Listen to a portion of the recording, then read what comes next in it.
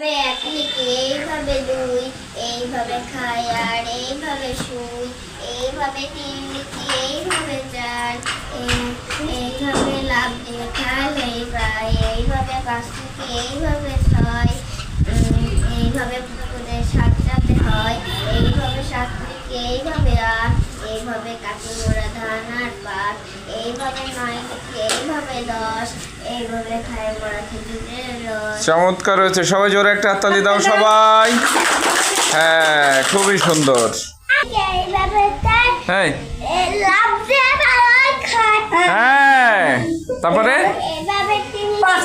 এইভাবে 5 লিখি এইভাবে 6, এইভাবে পুকুরে 7 রাতে হয়, এইভাবে 7 লিখি এইভাবে 8, এইভাবে কাটি মোরা ধান আর পাট, এইভাবে 9 লিখি এইভাবে 10, এইভাবে খাই মোরা খেজুরের রস।